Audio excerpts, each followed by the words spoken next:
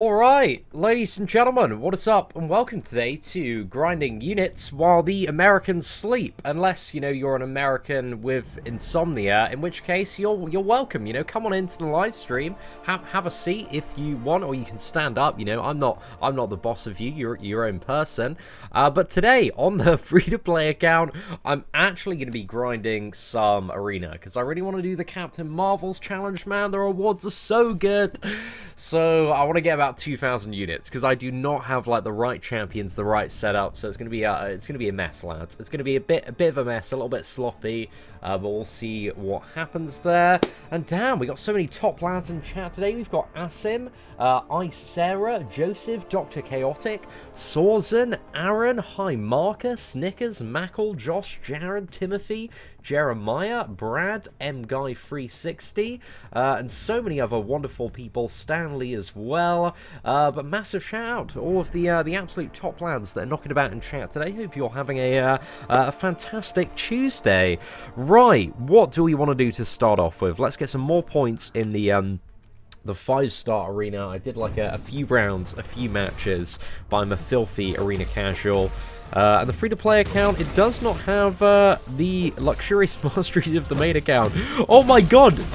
I've literally forgotten how to play this game overnight, man. That's so bad. Right. And I think the most annoying part about Arena is when you're not on the infinite streak and the AI is just... I cannot believe this is actually the first fight of the stream. Right. Well, let's try and save myself a little bit of embarrassment and actually win this. That'd be a bloody good idea. There we go, boys. Look, she died and we didn't. So it's the result. It's not about how you get to the end of the race. It's about winning the race. And in that scenario, the race was won. We did all right there, man. No. But hopefully this matchup, we're not going to take any hits, man. It's going to be really, really impressive. The skills are coming back, boys. Look at that. Nice little morning warm-up. Get the bad try out of the way first. Let's see if we can get this lad down. Right, dash back there. Cheeky little next level blade tactic there. And there we go. See, guys, no hits taken. Great work there. Hope everybody's doing well. Oh, what's up? Massive shout out to all the people from India. Mad love to the Indian community, man. It's one of the biggest Marvel Contest of Champions player communities out there for sure as well. What is up, Biv, as well? Shout out to all the female players, the women of power out there in the audience. Legacy, shout out to all the Canadians, you friendly sons of guns. Can I submit some Quake gameplay to show how evolved we are? I mean, you should upload it, man. Dude, there's so much insane Quake gameplay. So yeah, I don't know. I'm gonna have to just if it's something beyond insane, because I've seen some pretty perfect stuff. I mean, Dave himself, Dork Lessons, he's a talented Quake player. That man knows how to Quake, and he knows how to bake. He's definitely steaming ahead whenever I've seen some gameplay highlights from him. So he's a tremendous fan. I probably should have kept the Killmonger there in the Stark Spidey matchup. I really like Winter Soldier, man. Just so much damage. So let's see what we can do against the Symbiote Supreme. Hopefully get him down quite quickly. The thing I love about Symbiote Supreme is he's a very, very flimsy champion for the first, like, 15 seconds. So he just dies really quickly whenever you have to fight him. Oh, he's great, man. But he's also a fantastic champion to play. That's what we like as well. America is awoke. Well, I don't think all of America is awoke, but maybe some of the people on the East Coast might be awake now. But Americans are certainly welcome in this stream, man. If you've got insomnia, or just a bit of an early bird. But you know what they say about early birds? Early birds, you get the worm, mate. You get the worm, and that's not some sort of metaphor or alternative way of, stating some sort of sexually transmitted disease. Worm is bread, food, dollars, whatever pursuit, you have in mind for getting up early. Or, in this case, you get to watch me play Arena on the free-to-play account. So it's also much like the worm, as you may be aware. American here, not sleeping. Oh my gosh, Jules. And you've got a pineapple as a profile picture as well. I see you're enjoying that true freedom of the motherland. So hopefully you're having a great morning, sir. Oh no! Right, this man has invested some points into reduced stun duration to make him more annoying to fight in arena. So basically he gets a thumbs down from me. Oh no! Damn, that's really annoying. Okay, at least we managed to clip him there. So that's alright. Send a few bullets to this Stark Enhanced lad. Right, please don't evade. Fantastic. And we have our first super chat of the day. Did my first variant run 1.1 to 1.3.3 thanks to your guide. I probably saved a crap load of units. Thank you, bro. It's all dude. It's all good. I can't say words today, man. Words are way too difficult, but massive congratulations on that, Stanley. Looks like a really, really good run there. But yeah, when you're doing 100%, Gladiator Hulk is just an absolute titan. For the free-to-play account, I'm kind of gearing up for another like massive push in progression, and that's one of the reasons that I need to kind of get my units up. I'm looking to get them up to about 2,000 by the end of the week, so I can try and smash out like Captain Marvel challenge and also do variant chapter 200%, and then I'm probably going to wait and see, you know, what's easier, like Act 6 or the final chapter of variant. But we have 2 Gladiator Hulks. We've got a maxed out 4-star, and we're going to get the 5-star one to rank 4 on the free-to-play.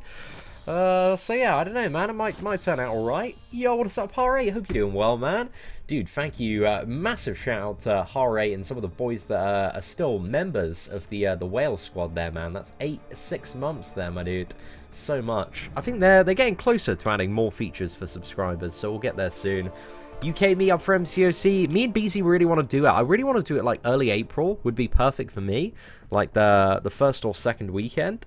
And I think that'd be a really good month to do it as well. So I'm waiting, man. I'm waiting on some updates for BZ. We were talking about this. We've chatted about it a fair bit, so it's something that we'd very much like to do. But I'm not too sure if like whether to do like a weekend where, because there are a lot of like southern MCOC players, and there are a lot of northern ones as well, so I don't know if it'd be better, because I know so many players that are like around like the Manchester area, or you know, similar kind of stuff in the northern direction. So I don't know, it'd be good to do maybe a Friday where we did like a meet up around London, and then you know, Saturday where we drove up north to do another meet up and just had like a mega weekend of meetups or something like that. I think that could be a little bit interesting there. Right, so let's go for ISO. We need some pretty good characters here in order to carry us over to 650k. So I think we'll get Venom in the mix as well. Should be a good one. But yeah, I have no idea yet, Samuel. No idea. Somewhere around London, and maybe somewhere up north. I'd like to go to Manchester, because I haven't been there. So, yeah, maybe. Well, we'll see. We'll see. I think it'd be better to try and make some sort of Marvel contest. I think the absolute best way to do it. And, again, I'm not going to catch everyone. I'm not going to be able to go absolutely everywhere, but I could definitely do a couple of locations. But if we maybe made a Marvel Contest of Champions Facebook group and then had some sort of vote on where would be the most accessible location for the majority of people, then that might be democratically a good way to do it. But I have no idea, man. I'm so rubbish. But I know the amount of MCOC players from England grows and grows. I'm sure we have many of the wonderful people from the motherland knocking about on stream today. Oh, yo, what's up, Carlos? Hope you're doing well, mate. Oh, right, I thought that wasp was dead, so that's why I kind of slipped up there a little bit. Who's better, 4-star Aegon or 4-star Gwenpool? Well, 4-star Aegon's certainly a fair bit better once you've got the combo up. But if you haven't got the combo up, then Gwenpool's a little bit better. So if you find scenarios where you can, you know, play Aegon a fair bit and get that combo up, then he's going to be a very valuable asset.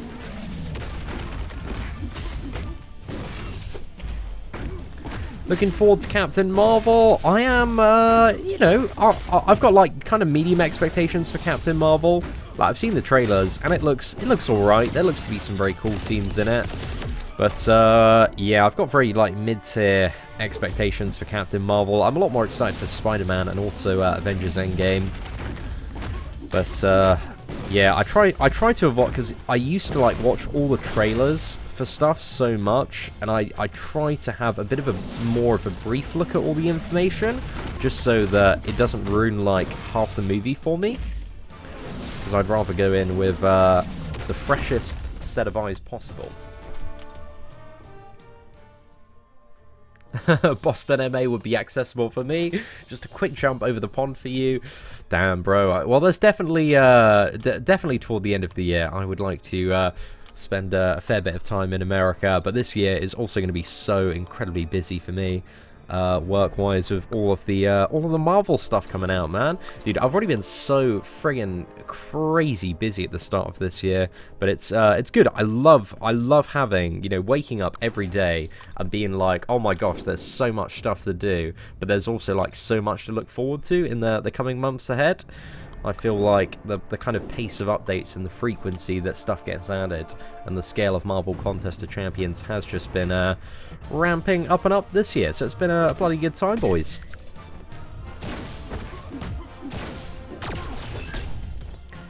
Kevin Feige has confirmed Captain Marvel will be the strongest Avenger and the future leader of the Avengers.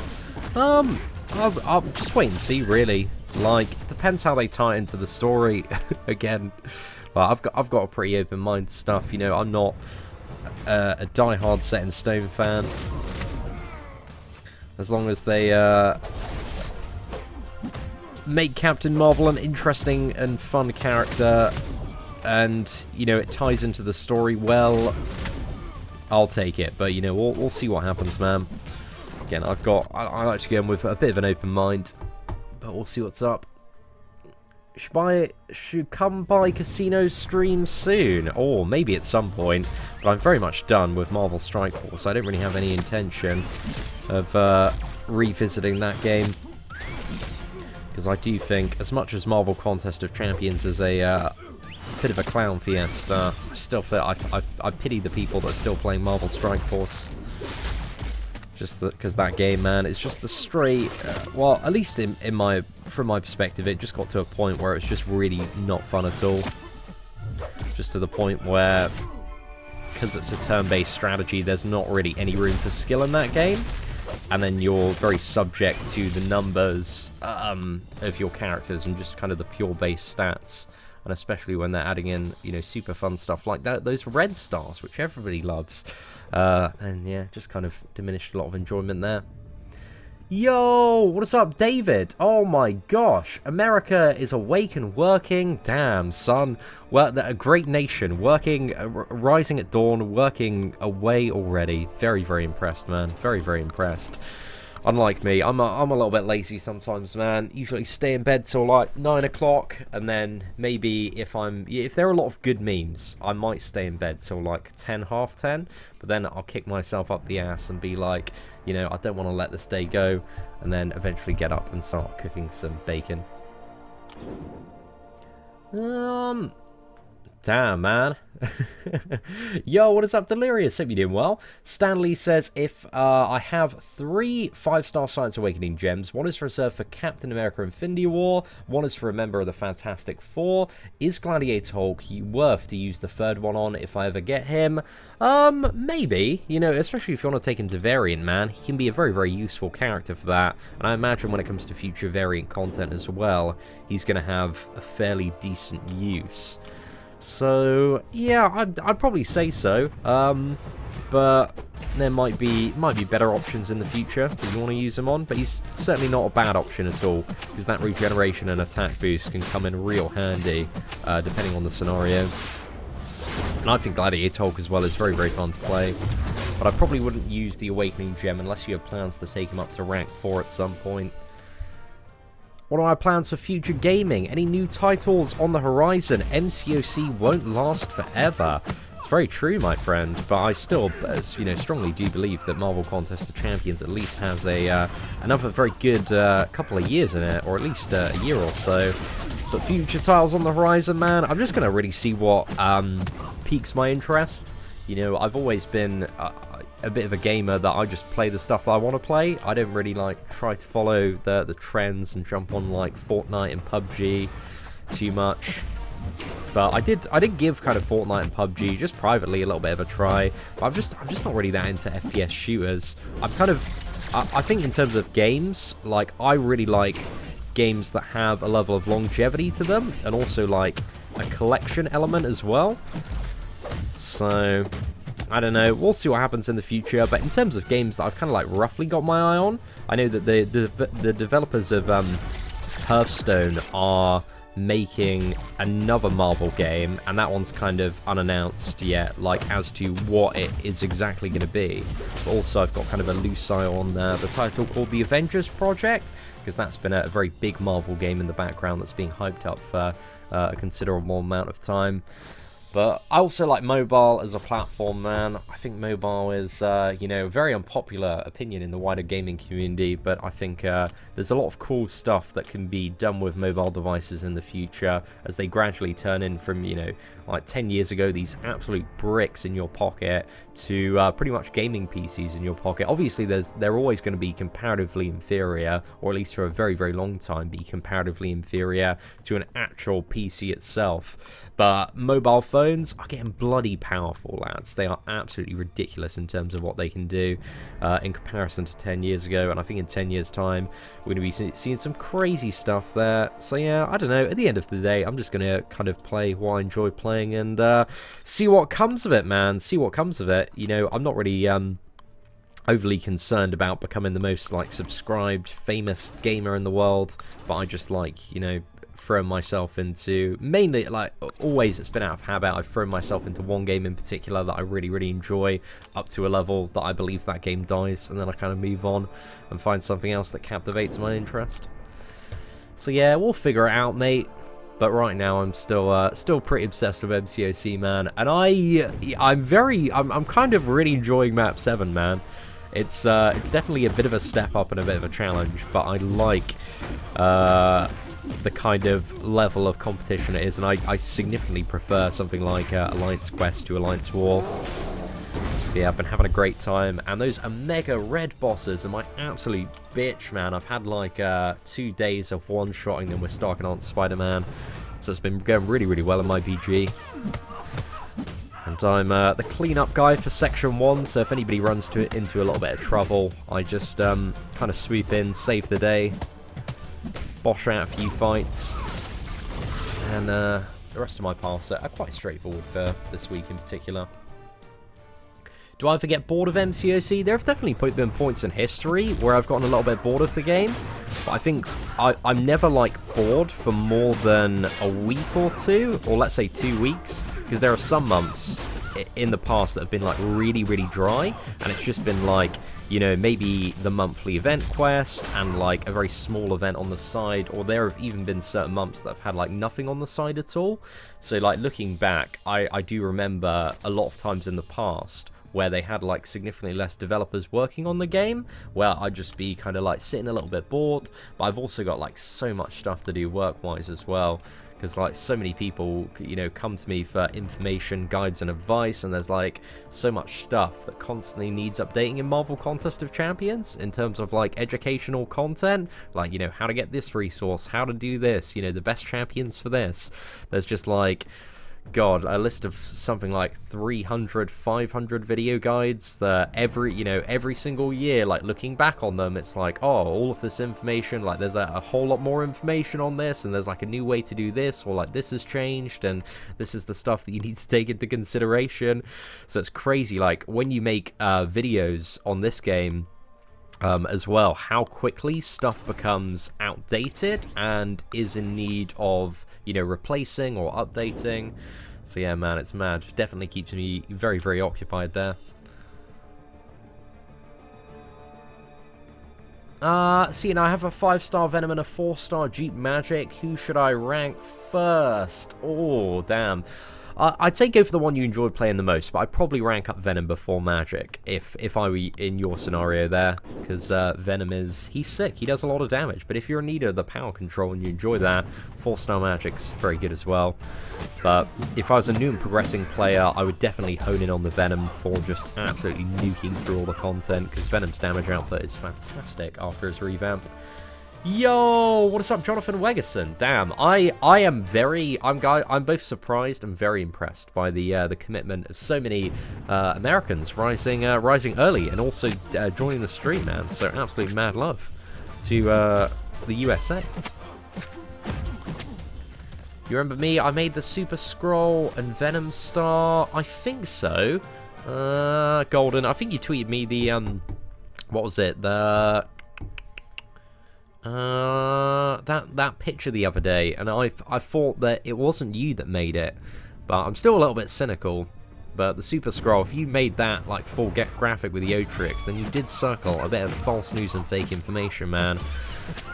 Trying to impersonate Otrix is a little bit of what we would refer to in England as a bit of a dick move, but I don't know specifically if you put that logo on it or not. But if you did, then that specific action of impersonation was a bit of a dick move. But still, if you did it, it's some good Photoshop skills, but don't impersonate other people and spread false information is the big one there, lad. Yo, what's up, Universal Soldier? Sup, man, just supporting your channel. Dude, thank you very much, sir, for that €10 super chat. That's the equivalent to, I believe, $13 US then. I certainly do appreciate it. Dude, I hope business is going well for you, my friend. I see that you have, you know, grown exponentially in terms of your social media following, so I hope it's all going very, very well in terms of those custom line avatars, because they're sick, man. They are a really, really good time. But yeah, thank you very much for the super chat, man. Absolutely mad love to you, and also mad love again for the profile pictures that you sorted out for me. Where am I from? I'm from, what is it, just south of London, in a wonderful place called Camberley, in the United Kingdom of Her Majesty. So we've, you know, we got that going on for us. It's all right in England, man. We're all getting along. We've got a lot of sun in England these last few days. I didn't upload any videos Sunday because me and the missus, man, you know, I had a pretty hard week working. I did so much content last week, man. You know, you probably noticed this if you're a big follower of the channel. You just got absolutely spammed every single day of the week with all sorts of beta gameplay videos and you know, content. So I uploaded so much last week, I was like, you know, I'm going to take Sunday off, spend a little bit of time with the missus. We've been watching the Umbrella Academy. We've been watching two things. We've been watching Tokyo Ghoul, watched 2 seasons of that, finally got around to that, lads. So you're going to be proud of me, anime boys out there. But we're also watching the brand new Netflix series called The Umbrella Academy, and it's really, really good. I have a very, very high recommendation for it. If you're like looking for something to watch on Netflix, Umbrella Academy, we're currently almost toward the end of it, but it's very, very quirky, but very, very cool as well. And it's got one of my favourite British actors who used to be in a show over here called Misfits, and he's great, man. He's really good. What's my opinion on 21 Savage being British? Well, obviously it's an incredibly unfortunate circumstance for him, but I really did enjoy the memes. The memes were an absolute whale of a time. They were awfully fun. So yeah, I don't know, it's a crazy undercover job, really. So, shit's crazy, man. Shit is wild. I'm on the Incinerate path in Alliance Quest, not a fan of it at all. You really do need, is it Emma Frost for the Incinerate path? Because I kind of backed up on that in Phase 1, and I almost lost, well, I actually did lose my Iceman right at the end of Bishop yesterday, man. Because I forgot about the interaction between Iceman's Cold Snap and giving Bishop, like, I think both power gain and also, you know, those crazy stacks of prowess. So, you know, just as the fight started, I was like, oh man, I'm getting absolutely wrecked here. And then I got clipped by a special too. I survived that, but then I died toward the end, so I suck, man. I just suck at this game. If I watch Vikings, I haven't watched Vikings, but there's a really good show on Netflix as well. I don't know if it's on the American Netflix, but it's called Norseman. It's kind of like a parody comedy show of Vikings. So it's kind of like Vikings meets Monty Python. It's absolutely fantastic. It's got 2 seasons out with a 3rd one coming soon, so that definitely has my kind of approval to give it a bit of a watch. Thoughts on Act 6 rewards and difficulty? Well, considering we have information on neither of those, I don't really have any thoughts aside from, you know, we'll wait and see what happens next month. Best advice to clear the flare path in variant 2.3. Oh damn, that one is a little bit of a pain in the ass, man. You've just got to bring in your most bursty champions and be prepared to use some team revives. That's pretty much it, man. That's probably one of the worst paths when it comes to Variant 100% Chapter 2.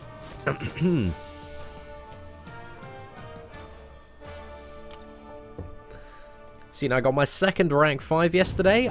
Mate took up Ghost, and I thought I'd take up a community favourite to dial her back. The hate, since I have a 565 Carnage. Oh, there shouldn't be any hate for a 565 Carnage, man.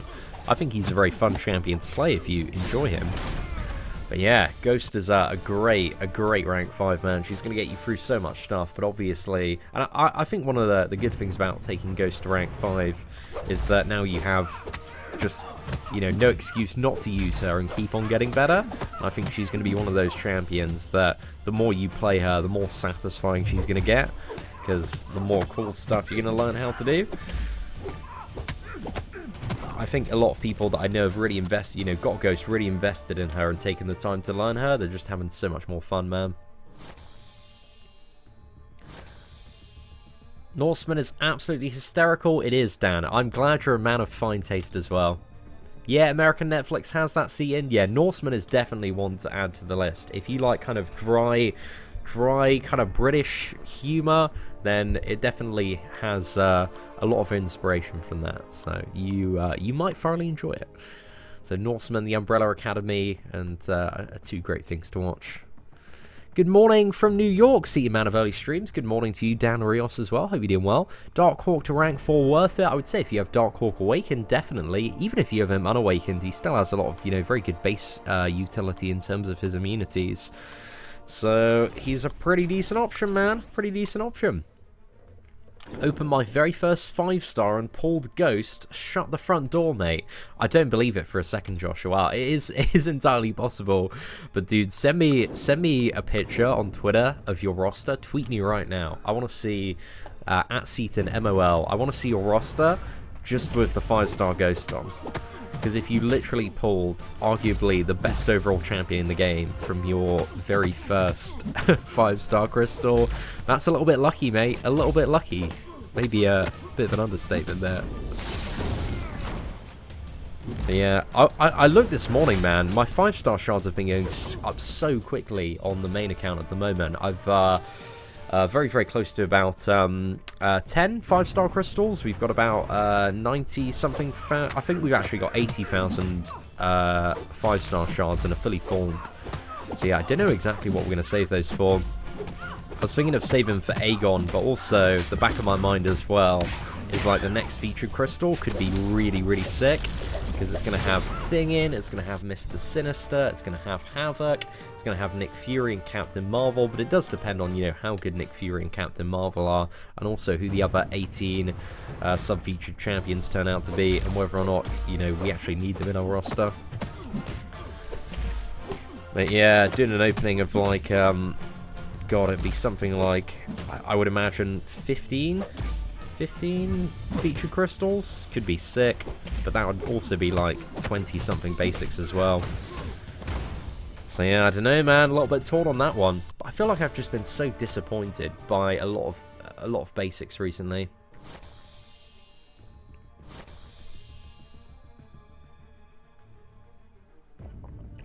Yo, what's that? Hector, Papa Seatin noticed me. What's in my left hand on my YouTube banner? I'm not too sure, Hector. I saw you... Could you tweet it at me again? Because I saw you put it in the line chat this morning. I was trying to figure out. It was some random pose that I did in the garden once. Just cut out for a YouTube banner. It's incredibly silly, but it's a fun time, man. John, do I think a 5-star Havoc is worth a Mutant Awakening gem? I would say if you want to like fully max him out, because a lot of people are going for, from what I've heard in the endgame community, a lot of people are going for a fully maxed out 5-star Havoc for 2 reasons, and the first one is prestige, because he's really, really high up there, and that's a bit more important now for like hardcore endgame players with, you know, Alliance Quest Map 7, and the second one, I think the second use is, like, Thing boss killers in Alliance War.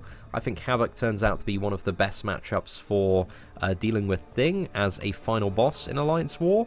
So yeah, I'm not entirely sure, and I do need to see for myself, because I don't think I've seen a full boss kill yet, but a lot of people have been saying that. So yeah, if you want to take him up and fully max him out, mate, he does not seem like the absolute worst option in the world. Right, let's go for a little bit more mid-roster, actually. We're not too far up the streak yet. Yo, what is up, Tim? You know, we're just grinding out some units on the free-to-play account, man. Today is going to be a glorious day where we're going to get a sizable stack of units. Hopefully up to 1,400 would be a great time. What are the thoughts on Mr. Sinister? I've been debating Mr. Sinister a little bit, actually, internally. Because I think for Alliance War defense, he's going to be incredibly valuable. Definitely one of the most annoying defenders for the current meta. But I think in terms of offense, he's a very, very versatile and useful champion and can get through a lot of matchups quite well. But I'm not really too sure if I consider him a god tier champion or a high demigod tier champion. I don't think there's anything about Mr. Sinister that makes him like top meta to actually play. But I think there's a strong maybe argument for him being a god tier champion. But I think Havoc is god tier, just because he has so much utility in the way that he's played and the base attributes and bonuses that he has. Because there's just so much he can get through in terms of matchups, as kind of demonstrated in the Havoc rank up video. And the ability of having like so much damage, like purely on the special 3, does allow you to ignore a lot of like phased-based mechanics, like, you know, the final 15% of like Iron Man Infinity War, or certain annoying percentages in certain champions. So yeah, I really want to see him. I'd love to see what is it? I'd love to see a 5-star Havoc versus that. Do you remember that Infinity Gauntlet Thanos last year? And you've got like that final phase, and the final phase is the most annoying one where you've got Unstoppable.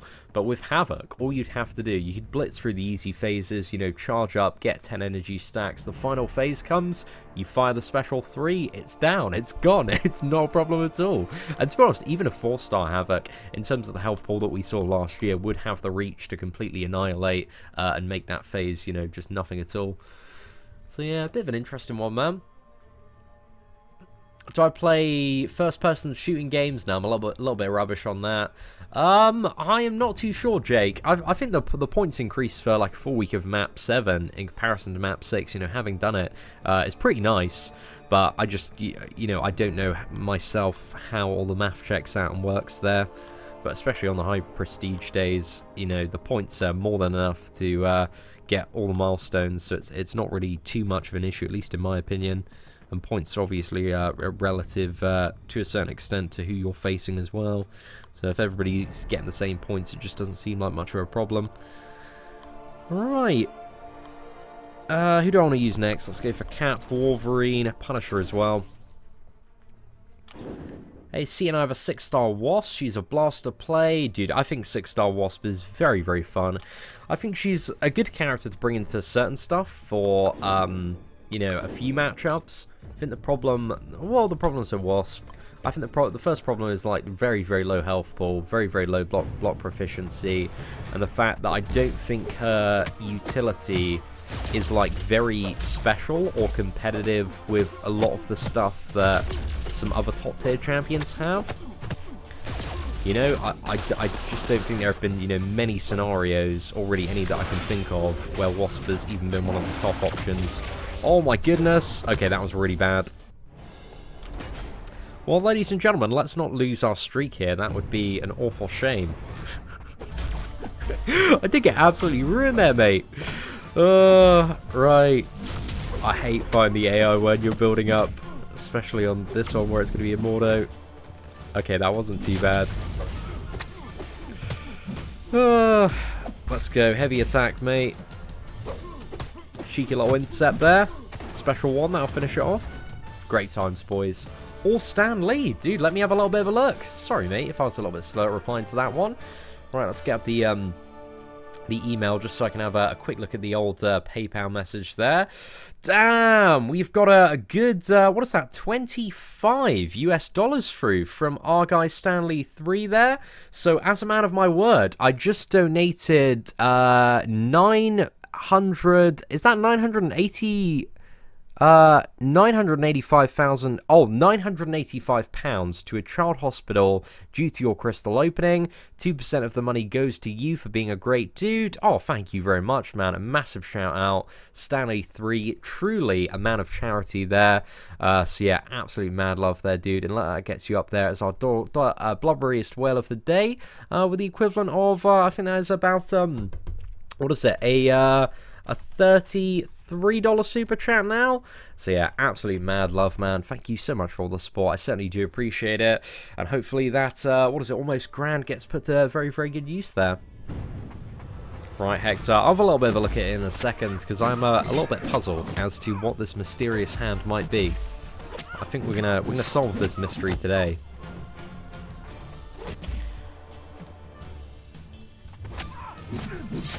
Right, let's get the medium, go for a special one, have a little bit of a glass of water. Oh, thank you very much, Whole Crash. Hope you have a great day at school. Metal Sonic, dude, always a pleasure to see you, mate. Hope you're doing well today.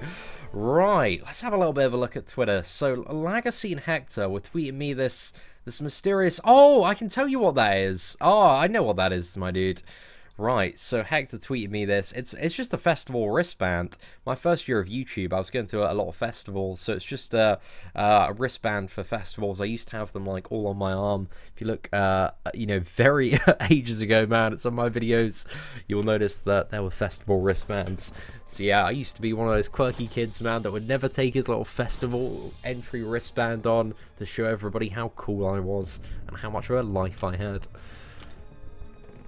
What's that? Papa C, and I couldn't finish Love is a Battle Realm event in Master Difficulty. Only one last remaining run. Deadpool Masochism, immune to heal reversal, and I don't have a heal block champion.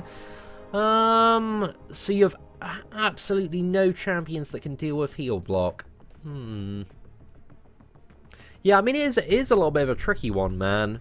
But, what are some of your top characters, Oliver?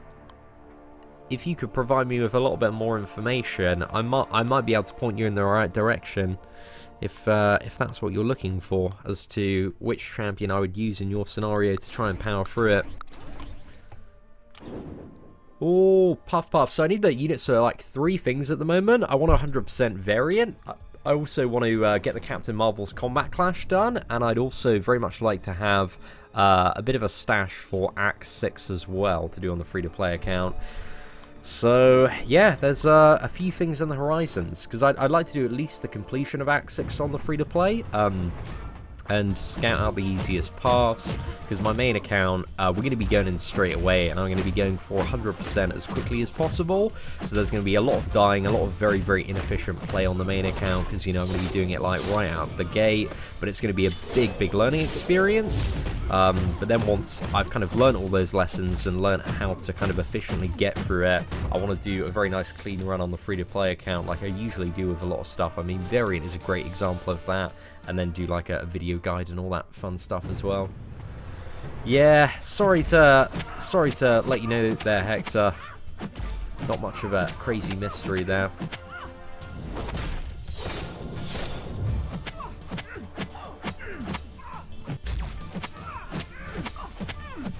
Right, squash off 1-2 there, and have a little bit of a look.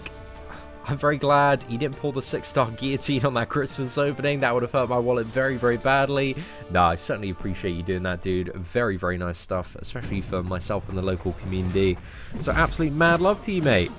But I am, yeah, just so glad that the Christmas opening, we got that 6-star Sentinel, and I'm, you know, I don't think I was as excited as I should have been when I pulled him. And I feel like in the last couple of months I've got such a greater appreciation for Sentinel. But I do want to rank 5 Sentinel as a 5-star champion on the free-to-play account and awaken him, because I got a 5-star tech gem as well. So yeah, we'll see what happens, man. Right, let's dodge that. The fact that Iron Man Infinity War and Korg like 2 champions that are allowed in arena really does make me sad. Like, imagine being a newer player and just, you know, coming, you know, you join some of your first arenas. I mean, granted, he's probably not going to be in the 2-star arena for a while. But you just, like, queue up against a Korg, and it's, like, so confusing in terms of the matchup. There's all this unstoppable, unblockable, and you're like, what's happening? I just don't understand. It's silly. Those champions should be banned from arena, man, because they're just not, like, arena-level friendly. Hyperion as well, especially when you're building this streak, shouldn't be allowed in arena. Should be absolutely banned, mate. But, you know, it is what it is, lads. Oh, thank you very much, Jacob. Certainly appreciate that. Hey, latest war, I found out Ghost can't phase off Emma's special 1. I got killed. Even if I phase, she hits me. Is that... Just, what is it? Emma, I think... I've totally forgot the interaction there, actually. Could anybody clarify that? That's a good Ghost player, or very savvy with Emma Frost. Because there is something that goes on in that matchup. I think you can phase. I'm not too sure. There are all these little interactions, man. and because I, you know, haven't got a 5-star or 6-star Ghost, I just have not played the character much at all. Aside from very, very occasional stuff. But I just go in for the natural dodge on the specials anyway to be safe. Oh, I thought he was going to fully resist the block there. I don't know why I hit into a stun mortar at the start.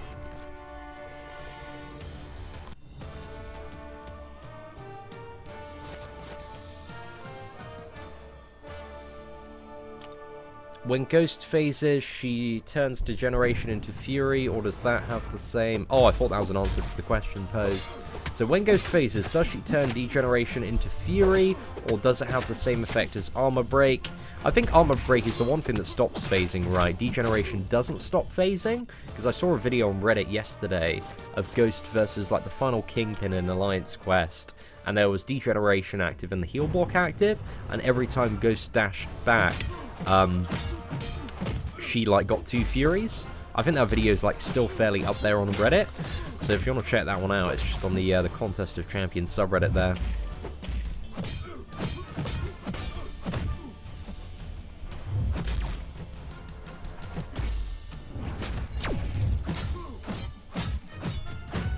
Alright, that might be enough there. Hey, what's up, Nuggles? Hope you're doing well. Brian Grant can say my name better than you can. Oh. Wow, Nuggles. Way to hurt my feelings there, man. How does he say it? You know, it's never good to feel second best, man. Just tearing me down here, emotionally and physically. Would I rank for Emma Frost, and does she need to be awakened? If I needed her for, like, certain paths in Alliance Quest, or, like, certain stuff, then I think she's a very good rank 4 option. But it depends what you want to use her for, really. If I had her on the free-to-play account, I want to take her up to rank 4 very quickly, because she's very fun to play, man.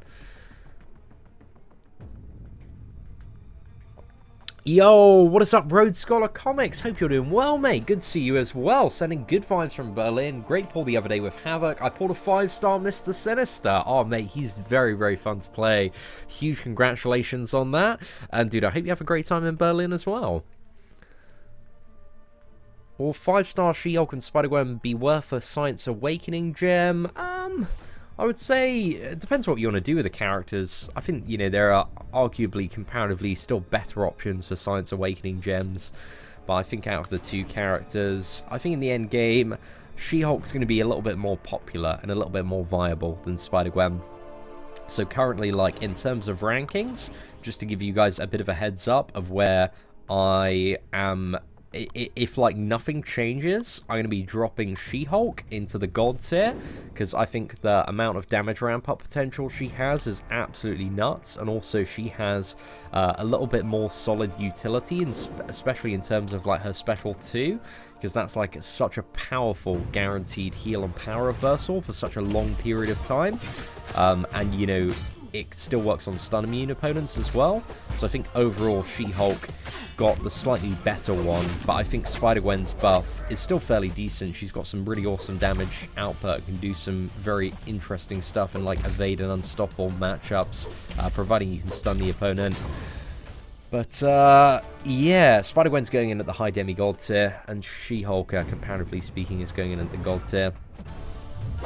Because I think, I don't think She-Hulk, although she has some of the craziest ramp-up potential in the game, it can be a little bit, it's very high-risk, high-reward gameplay. So, I don't know, maybe in the future, if there's, like, certain content that comes into the game, and stuff is made in a very, very certain way, that you don't have to wait around and you can have this very, very aggressive play style, and that becomes very popular and has a very, very long ramp up, then She-Hulk might get moved up to beyond God tier in future. But I also think she does have some very clear disadvantages against smaller champions and champions that are off the skill class. I think she's still a banger, man. Still an absolute banger of a champion. Yeah, I'll talk a lot about more on the reasons when it comes to the next tier list revamp, and again, that's providing like nothing changes as well, which is still kit. So again, we don't know exactly what's going to happen. Do I know Act 6 has title uncontested? Yeah, man. Hopefully, there's going to be a new level of monthly difficulty. That'd be a great time, man. Papa Seatin, Ghost can't phase off passive degeneration, only active like that from Maestro, but she could, oh, pardon me there, Ankit. Oh my goodness, that was, sorry, ladies and gentlemen, that was a little bit violent there.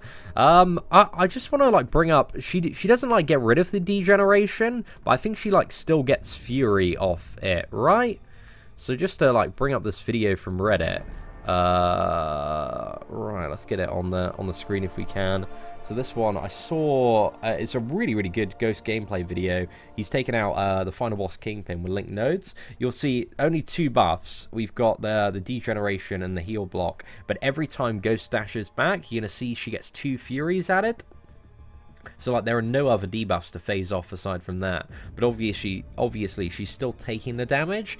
But this is just allowing her damage to be absolutely nuts, mate. It's well good. A proper good time. So, yeah, a bit of an interesting one there. And also a phase back there to completely avoid the damage from the Special 3. So, I commented on this, man, because I always like seeing some good Ghost gameplay. This is from Mars. So yeah, pretty sick time, man. And those Furies are just absolutely nuts, aren't they? So I think he's going to finish the fight with Special 2 here, but you can see he's just got the timing and animations down right so that he's weaving in between Kingpin's attacks to get those intervals there. So yeah, some sick gameplay, man. Massive shout out, but again, that's toward the top of Reddit there. I could just watch Taskmaster the Special 1 all day. It's a pretty cool looking Special 1, in all fairness, man, so I don't blame you. But Paddy's Pub, thank you very much. And also shout out, It's Always Sunny in Philadelphia. Definitely one of the best shows out there. I'm a big fan myself as well. I've rewatched all of It's Always Sunny in Philadelphia at least 3 or 4 times, man. There are just so many episodes that are absolutely fantastic. I know, Seatin doing Arena, man. I got to get these units on my free-to-play account. I feel like I've been moving at a snail's pace this morning, so I need to pull a finger out and, you know, get moving a little bit faster. That is Fury from the Bleed Caltrops node. Oh, is it? Did I miss an interaction there? No, sorry, Ankit. I might have been... I think it's much more likely that you are correct there. But if it was just from Caltrops, right... then, or is there like another node that's active? Because she's getting 2 Furies, and if it's just from Caltrops, it'd be 1. So maybe I didn't look at that fight closely enough. Come on, Mr. Fix-It. Let's go.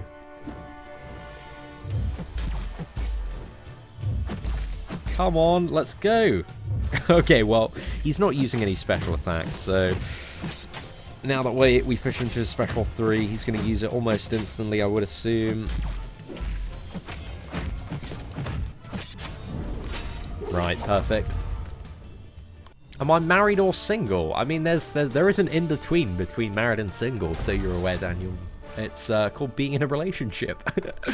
But I've been with my girlfriend about almost 10 months now. By far my longest relationship, but she is the absolute best, and I really do adore her. So I'm you know, an incredibly lucky man at the moment. Just need to you know, keep on being an alright boyfriend here and there. Occasionally cook dinner, throw out a few compliments, and just don't be a massive dickhead. Some of my, you know, best relationship advice that I have there exclusively for you fine ladies and gentlemen today.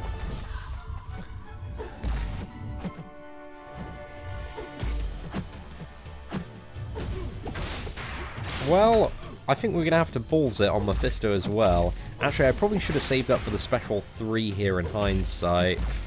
Actually might do, just because we can get the power drain. Also, Mephisto, he won't die from a special 3, I think, because we've got, like, that immunity buffer. But what we can do now is throw off the special 3. This is probably going to kill him anyway, but it would have just power drained him. Yeah, being on Arena is BS. Actually, I hate the experience, like, new players get versus the AI in Marvel Contest of Champions. But it's also, like, fairly needed as well. But it's just like, you know, acts 1 to 3 just aren't like the proper game because the AI just doesn't play ball properly. They just, you know, don't really come into you too often for parries, and it's really difficult to get them to throw special attacks. But then again, I guess early game you don't need to worry about that for the majority of scenarios because special 3s are disabled. But, you know, once you actually get into proper content, you're like, wow, there's all this stuff I need to learn how to do, like parrying and evading. And I've been throwing like wrong combos this whole time. Alright, there's just a crazy amount of depth to this game.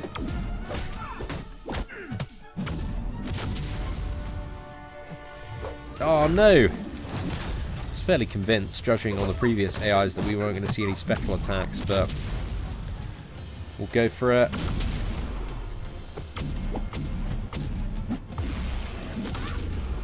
Sword boys.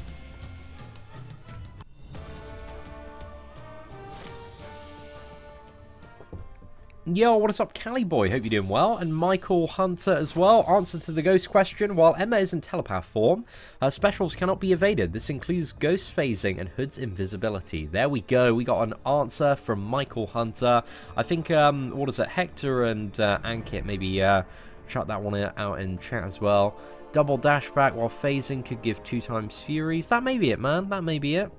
Again, I'm a bit of a ghost noob, man, so I can't claim to know all of this stuff. I was just very impressed by that video. It looked badass. I opened a 5-star crystal and I rolled over a Mega Red and got Sentinel. I love Sentinels, but it was the biggest tease ever and I was screaming. Yeah, man. They're both really good characters, though. Sentinel is a bloody good miss, man. He's very, very useful. Going to max him out very soon on the free-to-play account. And then do Variant Chapter 2 100% with him, so that is one of the plans when it comes to the free-to-play. So I'm quite looking forward to that, man. Because I have to play like so much Unawakened Sentinel at the moment, and Sentinel Unawakened, he's still like a playable character, but he's so much more annoying to play. It's like so tedious to get the charges in certain matchups. But once you're at 100 analysis, Sentinel is just, he's crazy good, man. He's crazy good. Bots have returned. Mr. Sinister arena result proves it. I don't know if it proves it. I know a lot of people really wanted Mr. Sinister because he was super desirable.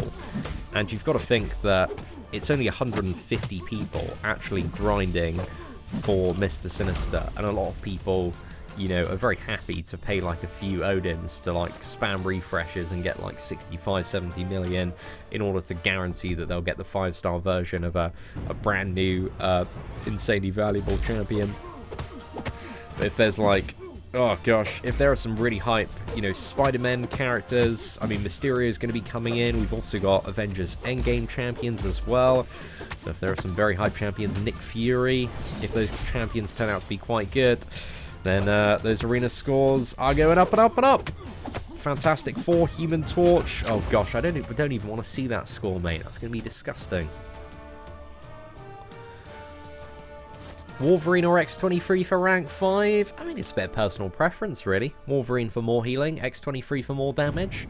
Depends which one you like the most. But I will say that there are arguably better mutants with a lot more utility that will do more for your progression than probably Wolverine and X23. But again, dude, rank up whoever you want, depending on what you're trying to do exactly next in MCOC.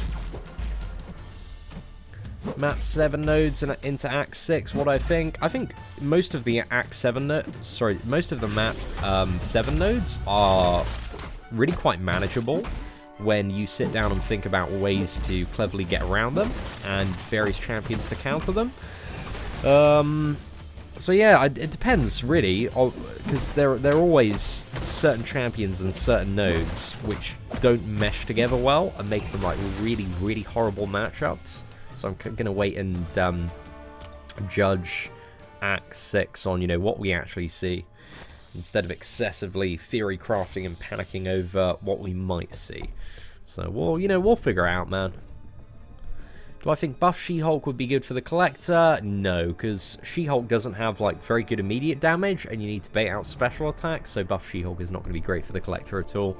You need a very, very quick special one in order to get some good value out of She-Hulk, and you need to bait out a lot of special ones, and against the Collector you don't want special attacks. Special attacks are a bad time.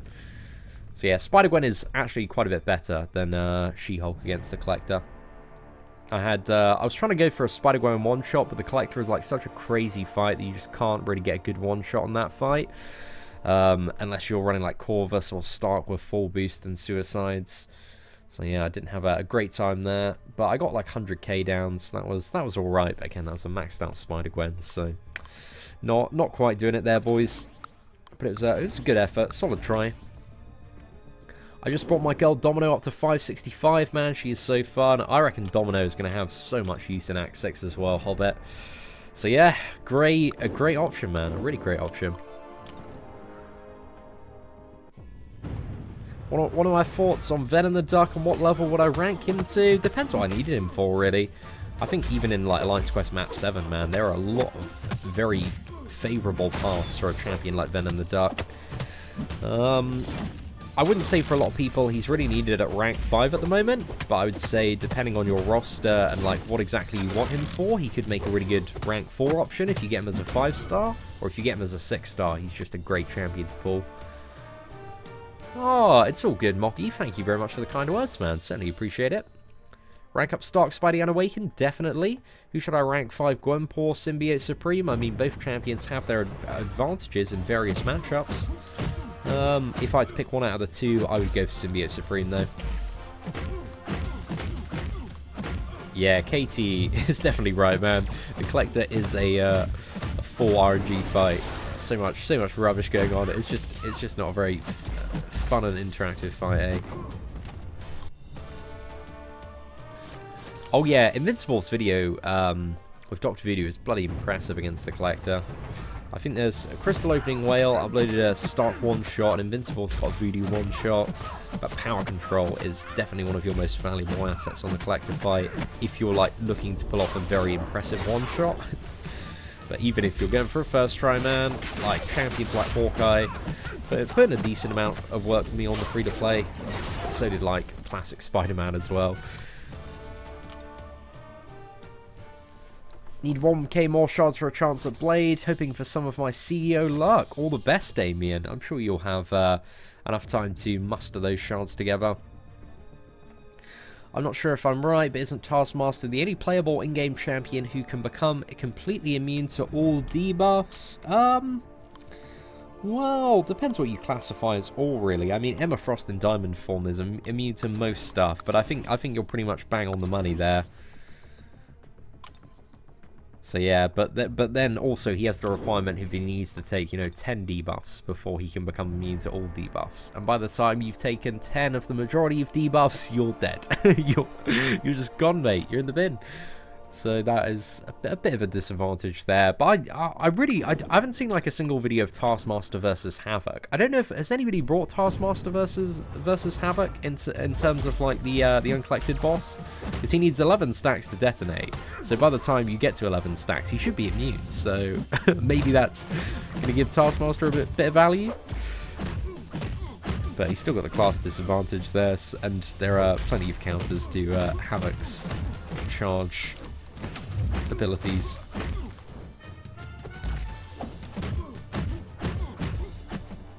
Cool. But yeah, I'd love to rank 5 Havoc if we could get him awakened, man. So I might save up for the featured crystals. I'm not too sure. We'll see what happens. Right, we'll finish that one off. Oh yeah, no, I saw that as well. Yeah, Crystal Opening Well did one-shot the Collector and Mr. Sinister. That unblockable specials, man. The ability to block unblockable specials is very circumstantially handy.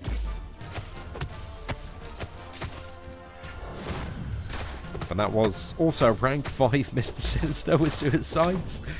So, great time, man. What's that? My free-to-play account went 1 for 1 on Blade. Level 42 has 5-star Corvus and 5-star Blade. Derek, that sounds a little bit ridiculous, mate. Huge congratulations on becoming the new owner of Kabam. But it's crazy, like, how early some people and accounts can get a champion that can, like, carry them through, like, the entire game, man. It's absolutely nuts, mate. Do I have a gem for Havoc? I've got a generic, but the problem is, I've got the generic for Havoc, but there are, like, 2 reasons I don't want to use the generic, and the first one is it's a pretty, like, in terms of massive effectiveness, it's my last generic. And Havoc's Awakened ability, it's nice to have, but it's not, like, super essential. And the second thing is I don't have any mutant stones at the moment, so that's a big thing as well. Like, I wouldn't want to, like, awaken him just to get him to, like, level 20, and then open, like, a featured crystal in, like, a month and a bit, and then, you know, realised I've just wasted my generic. So, yeah, I'm being very, very conservative with that final generic gem, man. I want to make sure that I use it on a champion that is just going to absolutely change the game. So, yeah, being very, very cautious there. Can't Mordo block unblockable specials? He does have the ability to, but it's not very effective, just due to the fact that you need to, like, charge it up. So the majority of the time that to, like, bait out a special, you need to be, like, open. So you need, like, I think it's like 0.75 seconds of like blocking to actually be able to block an unblockable special. So yeah, that's, in my opinion, a bit of an outdated mechanic on Mordo, and something that does need to be changed. Because Mordo is definitely one of those champions that has fallen behind a lot. Oh, I know. Well, at this point in time, all of the Americans have woken up Tribute Gaming, and we also had quite a few early rises in the stream. So yeah, I wasn't early enough, my friend. Should I rank for Aegon unduped or wait until he's duped? You definitely don't want to worry about investing in Aegon until you can get him awakened, because he is just not an impressive character, or not very useful at all until he's awakened. Because you need to build up that combo over the course of, like, a quest. And below, I would say about 100 combo, like, Aegon's just not a very useful or interesting champion. If I get 5-star generic from Act 6, would I awaken Havoc, though? Maybe. I'd much rather probably, like, save up for the next round of, like, featured 5-star crystals and go for them. Because it's only, like, 40-something days. And time flies, man. Time flies when you're this goddamn Clown Fiesta grinding away, so it'll come around soon. Do I think a Mega Red synergy with Sabretooth makes Sabretooth God tier? Yeah, I think it's one of the combinations that makes him really, really good. I've got Sabretooth actually in my current iteration of the tier list as God tier, with a requirement of he needs ramp up and synergies. But Sabretooth, he's one of those champions, and I think a lot of champions nowadays are, like, increasingly more difficult to, like, give a tier to, because depending on the fight and where they are, like, in a quest, that they'll, you know, decrease or increase in value. Most of the time increase in value, but Sabretooth's a bit of a weird one, because, you know, you have, like, this the first fight, like, kind of sucks. It's nothing too special. The second fight's going to be pretty good. The third fight's like, whoa, the damage is amazing. And then, like, the next 3 fights, if you're lucky enough, you're going to have that same experience, if not maybe a little bit better. And then you're going to go back to, oh, wow, this champion kind of sucks a little bit. And then, you know, just repeat that cycle. So he's a bit of a hard one to, like, tier to a certain extent. But I always try and look at, you know, the max potential and how useful certain champions can be. So yeah, tier lists are ruining the game. People need to think for themselves, says Bosley. I don't think tier lists are ruining the game. I think tier lists provide people that are new to the game, in a game that has 140 characters, is very, very complicated, a very rough idea of how valuable certain champions might be. You know, if you watch the start of the tier list or read the disclaimers, it's never like the be-all and end-all to, like, you know, this champion's always better than this champion. It should be always treated as a rough guide to what champions that I believe personally are quite valuable. And I think the big problem that, you know, some people have is they, you know, don't watch the video or don't listen to it, and then, yeah, just have that opinion that I'm like, you know, this champion's always better than this champion, when that's not the case at all. It, you know, it should always be treated as a very rough guide to who I think is valuable. And if you want to make good and informed rank up decisions, then you on your own terms should look into that character and think about what you're trying to do next and whether or not that champion's going to be very useful. Somebody told me that Sparky would work, but he keeps on dying from critical failure. Against Domino, critical failure is annoying, but Starkey will work. Get a good dent out of her, but yeah, just want those high damage output champions. Oh, Swaggy, I want to do a Night Thrasher feature video at some point, because I've got a lot of gameplay from that guy who posted the video on Reddit, so we've got that as well. The Crutcher, Seatin, thanks for the marvellous content. Which 5-star do I rank for? Blade or Archangel? Both unduped, and I have a rank for Stark, Spidey, and Ghost Rider. Oh, I would go for Blade, man. I go for Blade. I think Archangel does everything he needs to, mostly as a rank 3 5-star. So yeah, I'd probably take up the Blade, mate, but depends what you want to do next as well. But thank you very much for the kind words and super chat, man. I certainly do appreciate it. The Crutcher, mad love to you. Yeah, that's, you know, Bosley, you know, I try and make it as apparently obvious as I can at the start of, you know, every single tier list video. It's always a disclaimer that I drop. It's, you know, I can only do so much, man. I can only do so much. And I try to, at least on the channel as well, just put out as many, like, different champion gameplay videos and all highlight sorts of interesting champion matchups, and just do the most I can to promote the widest amount of champion options available for a lot of stuff. But again, it's one of those things, man. You know, you're never gonna get your message across to everyone. But I'm out here trying my best, mate. Trying my best, and I do think, you know, I'm a very strong believer that the tier list has a good core functionality of steering people in the right direction as to what characters in their roster to look into a little bit more.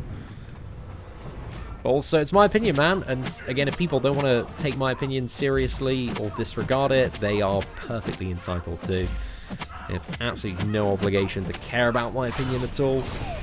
It's, you know, just my opinion. Yeah.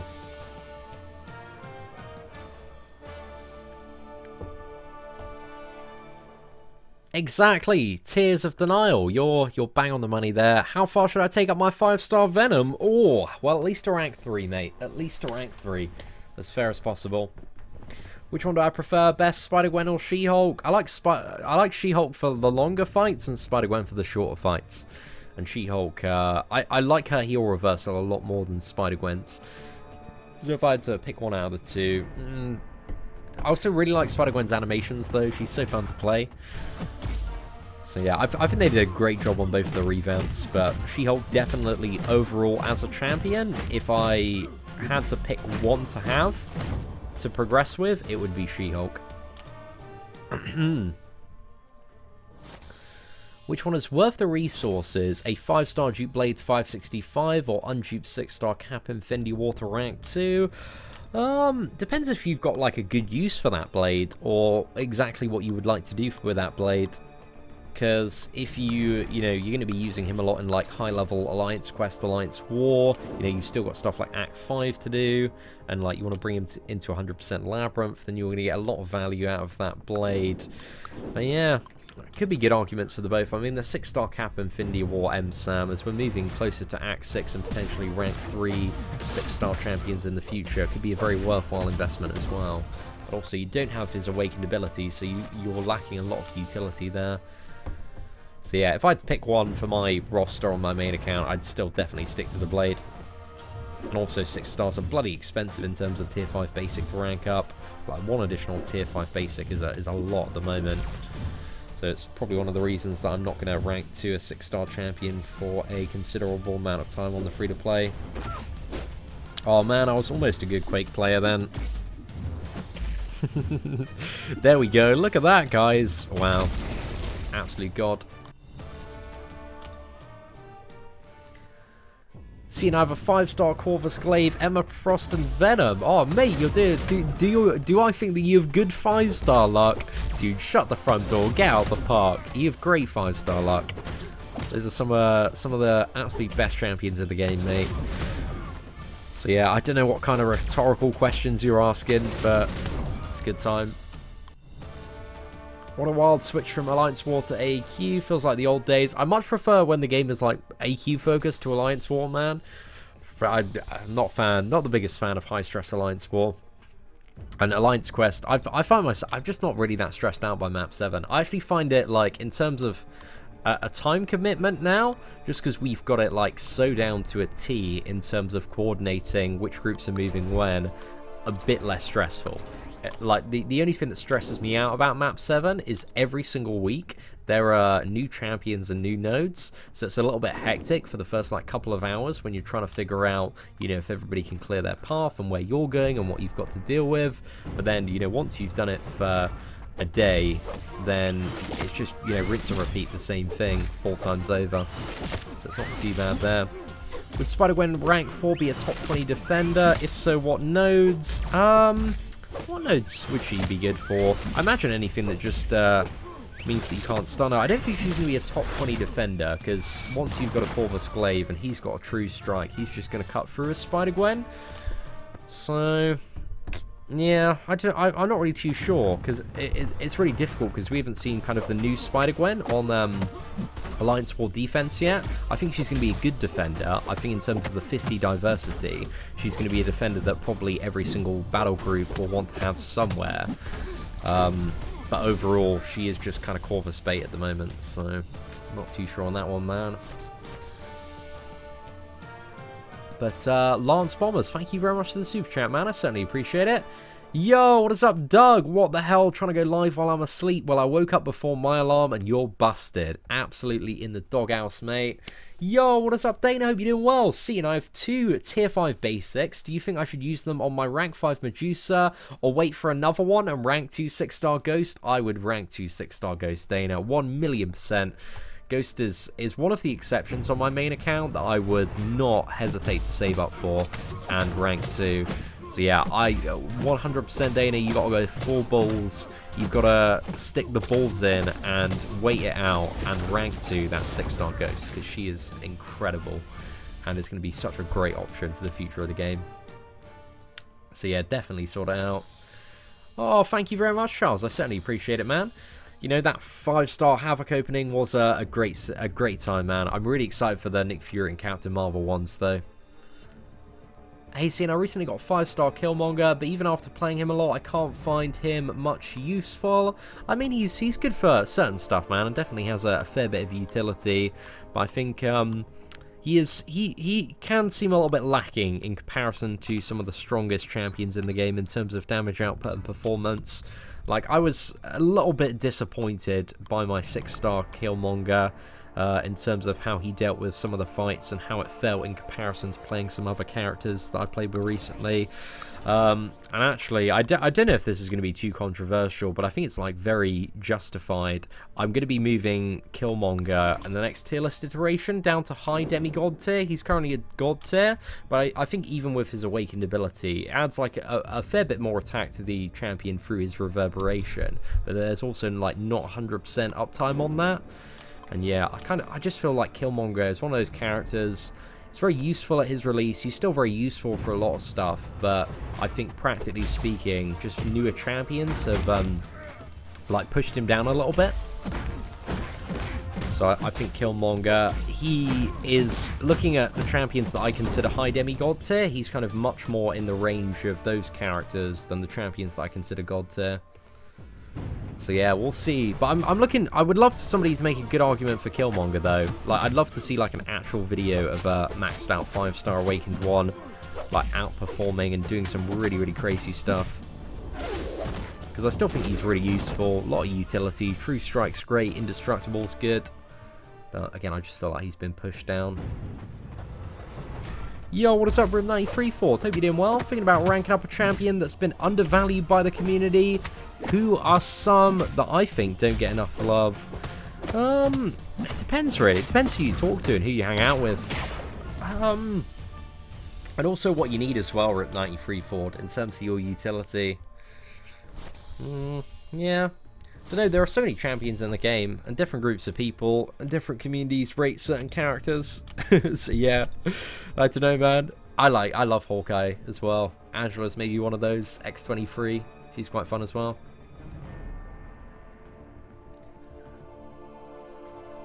Yo, Seatin, I got my second 6-star on Paul Cat World War II. Is there any use for him? I'm going to say this honestly, Luke. I've got a 6-star Cat World War II, and I haven't found, like, any great uses for him. But hopefully there's going to be, like, a synergy with, like, Nick Fury or, like, some more of the Avengers this year that really buffs him up. Because he needs a lot more juice, man. That Cap World War II, so fingers crossed. But also with Cap Infinity War in the game, I think that is probably a character of fairly, what I would assume is low priority in terms of the buff. Drax, I want mine up to rank 5. I think Drax is very fun to play, and he still deals like a decent amount of damage. But when you look at the top cosmic characters, Drax is, you know, very comparatively lacking.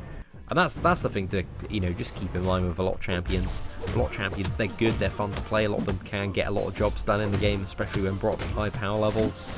It's just when you look at the very, very top champions and the craziness that they can do with some of the mechanics and abilities they have, it's just nuts, mate. Just absolutely nuts.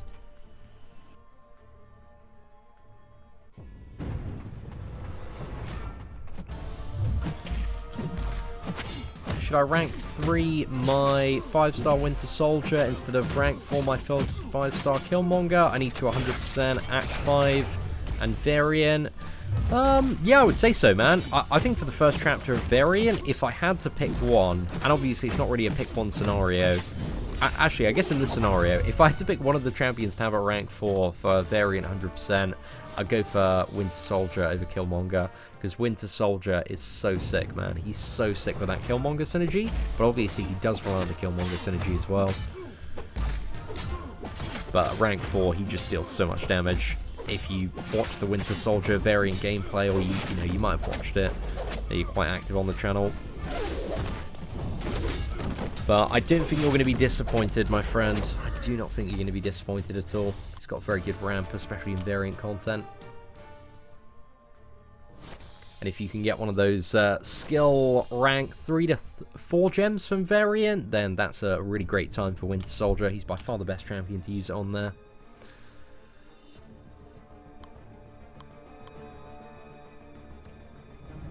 See, what's my least favorite champion? Oh, what is my least favorite champion? Who don't I like playing? I don't like, probably the champion that I always like, just like cringe when I play, or just really don't like playing, is like the OG version of Groot, just because he is like such a wet noodle. He's so disappointing. I'd love like a massive Groot revamp, because he is definitely one of those characters that is very, very far behind.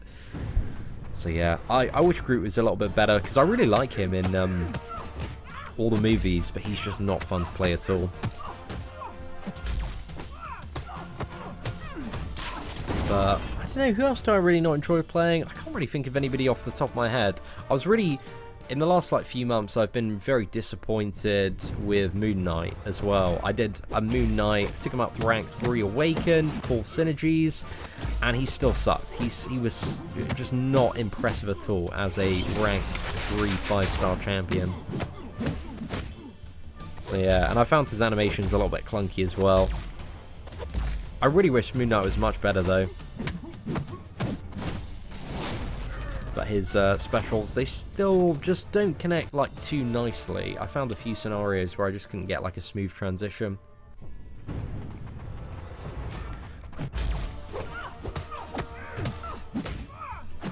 Is it worth the rank 4 5-star Magic Unawakened or Symbiote Supreme Unawakened? Oh my goodness, that's a question and a half, my friend.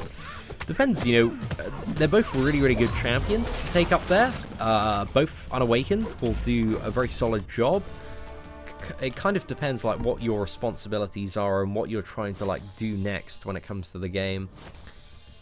Because if you need the power control, then magic. But if you're looking to become like an Alliance War champion slayer as the final boss, then Symbiote Supreme is a great option. He's also really, really good for Medusas.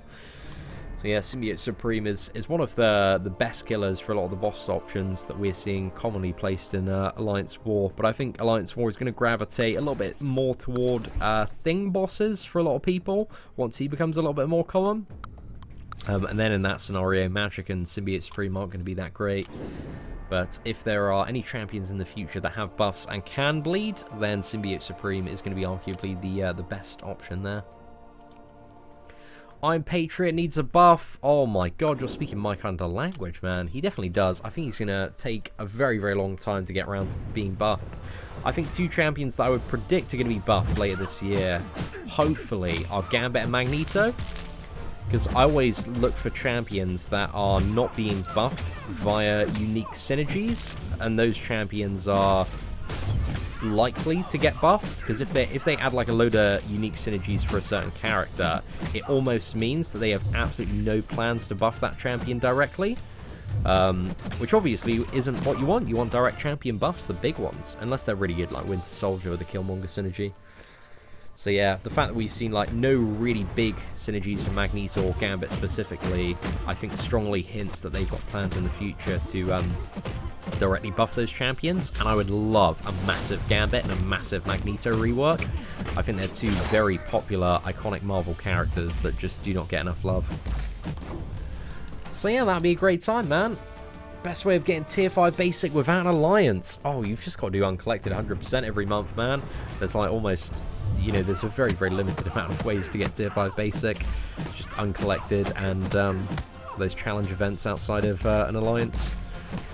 But alliance stuff, it's just join a map 7 alliance and waste your life away.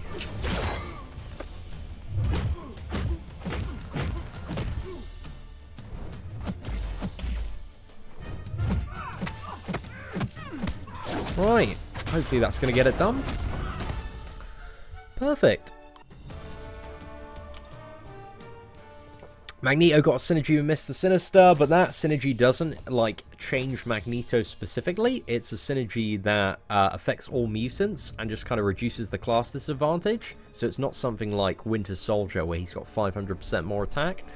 You know, it's not a synergy that's specific to that champion, if that makes sense. It's just kind of a general one. And as long as there are general ones, that's fine, man. That's not a problem at all. Wolverine's regen get nerfed? No, not at all, man. I think it might just be RNG in that case. Because I have it as well when playing Wolverine. There are some matchups where the regen just, you know, is really, really working, and some where it's just absolute dud, mate. So, just RNG and variance there.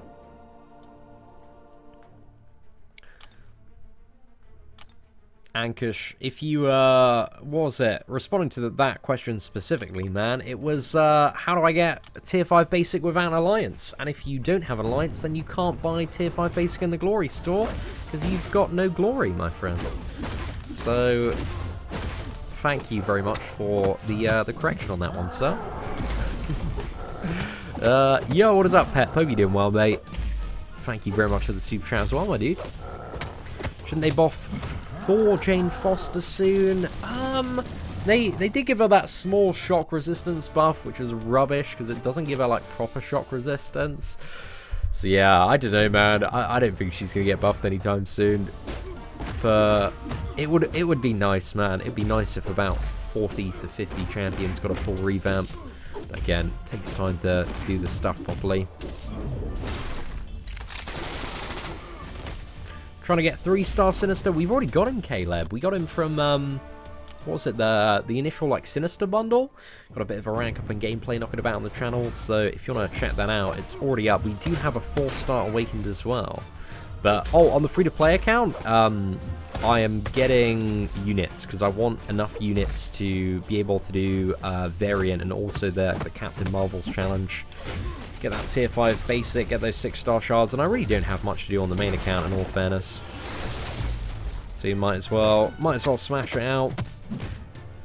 didn't feel like starting a new free. I was debating starting a new free-to-play account as well, but with like Act 6 next month, I know like while I'm not very busy this week, when it comes to like next month, I'm gonna have so much Act 6 stuff to do. So I thought I'd prepare the free-to-play account for it the best I can. It's all good, Sugar Claw. I'm certainly glad that Captain Marvel's challenge guide could be of decent service there. If all the stars align right, I'll be doing my first season war with a 3-star ghost on par 5+ boss. Tier 6 war, though. I mean, that's very, very brave there, Ankit. I wish you the best of luck there. Catalin, hello, Seatin. Corvus unduped or a Mega Red dupe to rank 5. Depends on your Alliance warpath and, like, what you need either specific champion for. Yeah, there's really good arguments for both. There's really, really good arguments for both of the champions, man. So neither one is a bad option. I'd think about what you're trying to do next in the game and which one of those two champions is going to be the most useful. But also the Corvus has a lot of additional value if you're looking to 100% variant as well. But Mega Red's sick as well, man. So there's a fair bit there. Too early to start planning New York Comic Con 2019? Kaze, you may be aware that it's never too early to start planning New York Comic Con 2019. I think we've pretty much already got a fairly good idea of what we want to do, in all fairness. Going to be going with Beezy, going to be bringing my girlfriend along as well. She really wants to come and beat everybody in the tournament. So we're just going to have a great time, you know. New York Comic Con in the day, a little bit more drinking this time in the evening. All fun and games, my friend. But we'll see what happens.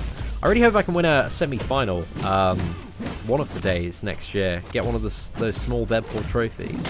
Because I wasn't far off. I wasn't far off last year, man. I wasn't far off last year. Just need to pull a finger out and try and get it done next year. Oh, Emmanuel, I was just having a having a bit of a laugh this morning, mate. Sometimes I just read comments and I'm like, this is too funny, man. This is way too funny. I feel like I've become a bit more of an excessive shit poster in the last couple of months, but at the same time, I'm thoroughly enjoying it. So yeah, it's certainly not a bad thing. Oh no, I thought Morningstar wasn't going to use a special there. Right, should be enough. There we go. Dude, Comic-Con's always great. Hopefully they have like a better booth setup this year. Like talking to Gabe last year, we were talking about how to, you know, redo the booth and what they might be planning for next year. But I think they really realized how outdated their booth setup was last year. Because, you know, you had like one side that was packed and then one side that was like just, you know, completely unutilized. So I really hope they can get something good going on for next year that's going to make it a better experience for everyone that attends that booth. Because the lines last year were mad, mate. They were so long. So yeah, hopefully they can figure it out. Fingers crossed we can get some good stuff going on. But they really just need like 40 iPads, mate. 40 iPads so we can all proper hash it out during the day. And I actually love them to fully take down the booth and just like look at starting it from scratch. Just completely rebuild it and look what they could do in that area to cater to more MCOC players. That would be great. No, definitely. You're on the right track there, Kate. When am I going to do a 4-star uncollected challenge? I don't think a 4-star uncollected challenge is terribly difficult, if I'm perfectly honest. You know, you just have to have the right counters up there. So yeah, if there was demand for it, it's something that I could do, but I don't believe that, you know, it's popular enough it would be a popular enough series or interesting enough to actually do with 4 stars, because they're not like that below 5-star champions. We do use a lot of like 5-star rank 4s and rank 3s in certain scenarios. The 3-star Master Mode challenge is kind of just pretty much the same difficulty. Well, actually even harder than that, comparatively speaking. So yeah, just enjoy that challenge. It's a pretty good time, mate. And then we've got a lot more champions we can play in the 3-star Master Mode one, because they're much less expensive to rank up than the 4-star ones. I was saving all my 5-star shards, 13 crystals and counting for Aegon next month, but I've just gotten from the featured crystal. Do I use my skill awakening gem and dump 6 stones, or try to dupe naturally? Oh, damn, man. I mean, he's definitely not a bad candidate. Apologies for that belch there, ladies and gentlemen. He's not a bad candidate at all for a skill awakening gem. So yeah, I would say in your scenario, John, I mean, one of the things you can do if you've got a lot of shards remaining, and this might be an option for your roster growth, is use the skill gem, put all your skill stones into Aegon, and then save up all your crystals, maybe for the next round of features. Because we know already there are like 3 absolute bangers in there in terms of Havoc, Mr. Sinister and Thing, and hopefully Captain Marvel and Nick Fury being such iconic characters are going to be really, really good as well. So 5 out of the 6 brand new champions might be really, really awesome. Because they don't usually let big movie champions or very, very iconic characters go to waste nowadays. Apart from Red Skull, man. Red Skull's still a bit of a... Yeah, he's not a bad defender and a bit annoying if you don't have armor break. He can... I have seen Red Skull catch a few people out on defense there. With all that crit resistance and mitigation he builds up. Ah, oh, that's it, Keith. You're just on the grind, mate. Just on the grind. I'm ready for Act 6. Got 554 stars. I mean, if you got 554 stars and a bit of skill, mate, you might stand a bit of a chance. But we'll have to see what happens in that very first chapter. Is it worth maxing my 3-star Symbiote Supreme and Cap Infinity War? I only have 6 4-star champions. If you've got like a good use for both of those characters, they could be, because they're very very powerful in terms of the utility that they provide. So potentially, man, is the answer to that one. What did I want to do next? Right, actually, I want to clear a little bit of Act 4 as well, because I'm very close to 100%. And with some of the moves that we're making, I want 100% Act 4, not only for the units, but also the Tier 2 Alpha and T4CC. Will they be reworking Captain Marvel soon? No, we're not going to get Captain Marvel rework. We might get something that buffs her via the synergies on Nick Fury and the new Captain Marvel.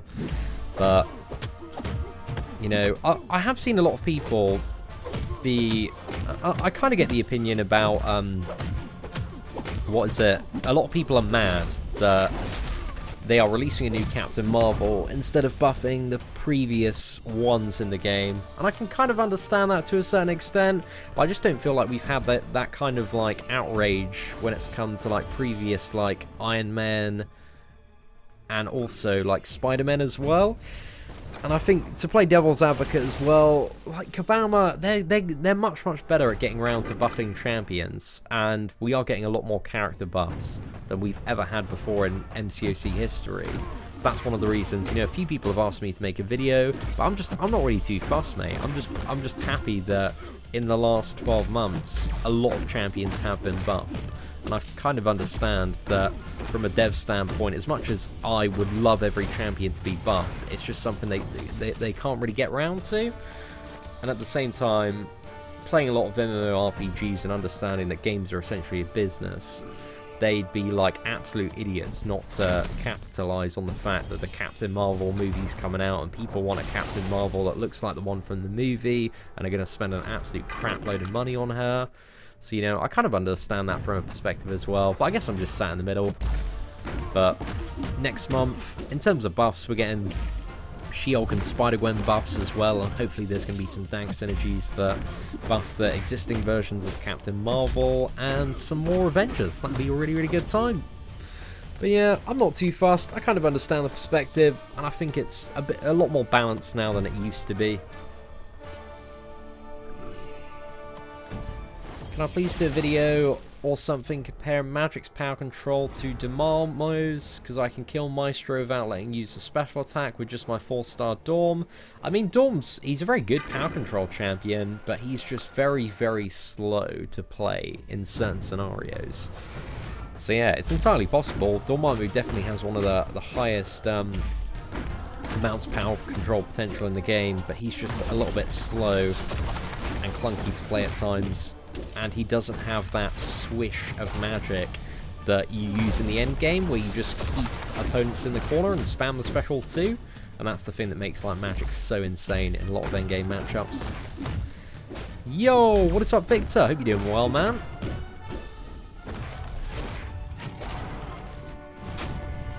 Yo, Seatin, what's up from Fleet? Round the corner from you, bro. I spend so much time in Fleet, Adam. I didn't know you were around the corner, mate. My other half, my girlfriend, she lives in Church Crookham, and we spend at least a few nights knocking about there, mate. Had a nice walk around Church Crookham on Sunday. So yeah, shout out, mate. Shout out. It's nice to know that there are some more local Marvel Contest of Champions players. Yo, what's up, Leon? Dude, you know me. I'm just pissing about on Twitter, mate. Having a great time. Right, let's play this Mr. Potato Head.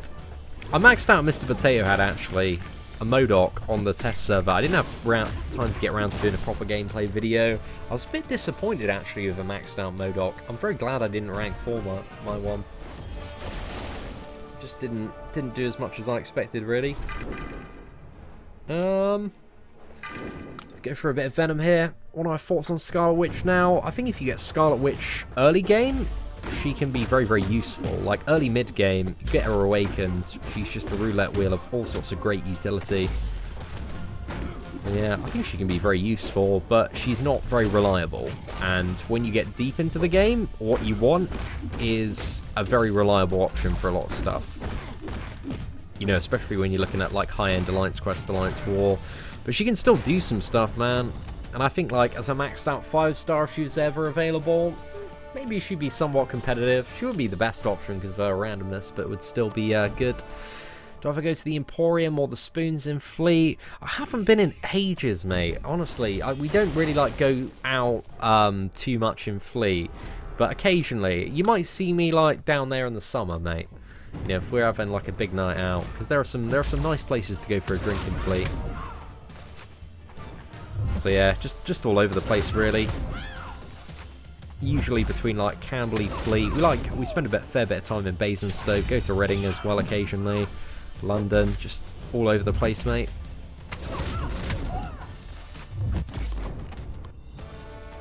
When it's Gladiator Talk Rank 4 gameplay video coming at some point in the near future. I want to get like Sentinel maxed out first. And one of the issues is gold. Gold is a bit of a pain in the ass, mate.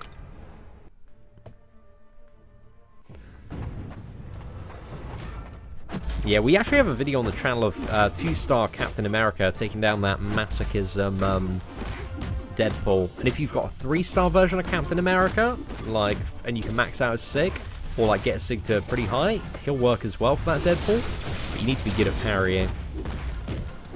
But just type in like 2-star Captain America versus Epic Deadpool, something like that.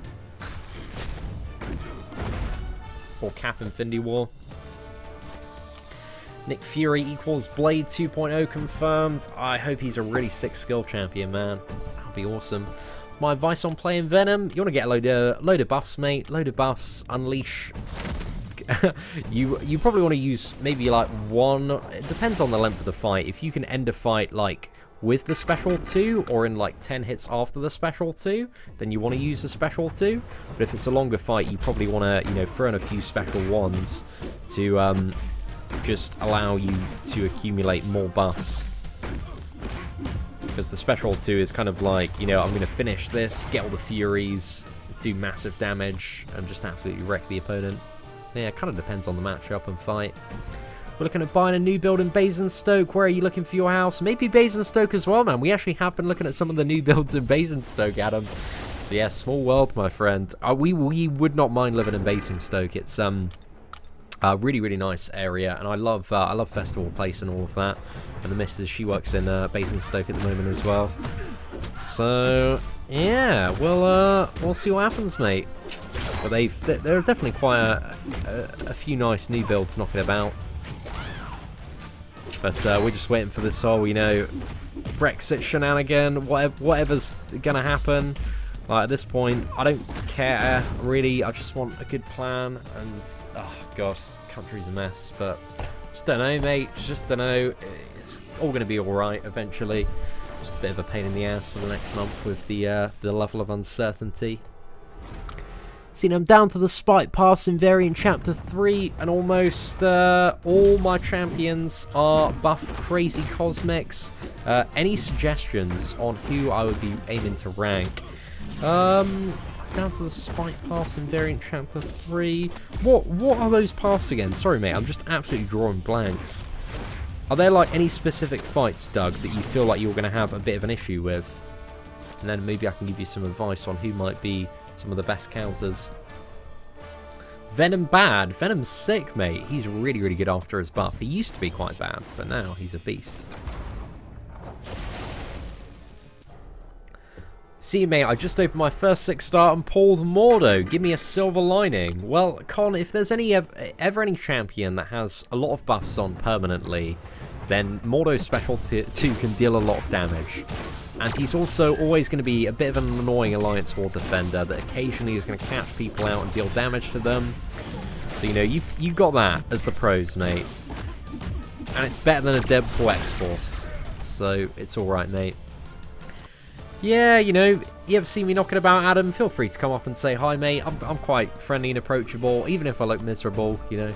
Just come and say hi if you ever see me knocking about Fleet or Basingstoke. Which BPL team do I support? Samoa Joe, you're gonna hate me. I assume BPL. Like, I don't know much about football, mate. I'm a bit of a rookie, but my best friend, or one of my very, very good friends, does support Liverpool. He's a big Liverpool supporter, and we've spent some nights round having a few beers, a few cups of coffee, watching some Liverpool games. So, out of all the teams, I pretty much never watch football, but when I do, I watch Liverpool play, man. So I don't know if that makes you hate me anymore, but I'm not much of a, like, I can appreciate football a lot more, but I'm not really, like, big into it or much of an enthusiast. But I can sit down, have a good drink and enjoy a game, you know? So it's a great time, mate. Great time.